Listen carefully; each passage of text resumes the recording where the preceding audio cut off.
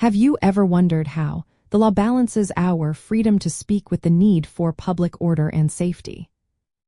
Content-neutral laws, which regulate speech without regard to its message, are primarily tested by courts using what is called intermediate scrutiny. This means the government must show that the law serves a significant government interest, is narrowly tailored to achieve that interest, and leaves open ample alternative channels for communication. This testing standard is crucial because content-neutral laws affect how, when, and where speech occurs, rather than directly limiting what can be said.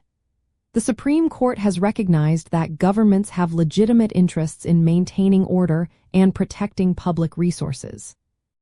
For instance, regulating the noise level of a protest in a residential area or dictating the size of signs on public property serves a clear purpose, like ensuring peace and preserving aesthetics, without silencing any particular viewpoint. The lower level of scrutiny compared to content-based laws reflects the idea that these regulations are less likely to suppress unpopular ideas. When a court applies this test, it first examines the government's justification for the law. Is there a genuine and substantial public concern being addressed, such as traffic congestion, noise pollution, or public safety?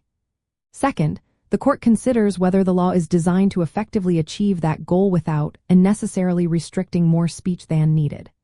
For example, a complete ban on all signs might be too broad if a smaller size restriction would suffice. Finally, the court ensures that individuals still have other reasonable ways to share their message, even if the specific time, place, or manner is restricted. An interesting detail here is that the narrowly tailored requirement does not mean the law must be the least restrictive means available, only that it is not substantially broader than necessary.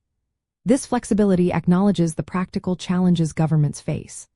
Think of it as allowing a speed limit to manage traffic flow, rather than outright banning all cars from a road.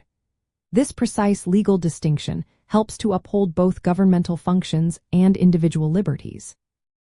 Ultimately, understanding this intermediate scrutiny test provides a clearer picture of how our free speech rights are protected in everyday public spaces. It assures that while governments can regulate speech to serve important community needs, they cannot do so in a way that unfairly suppresses ideas or makes it practically impossible for people to express themselves.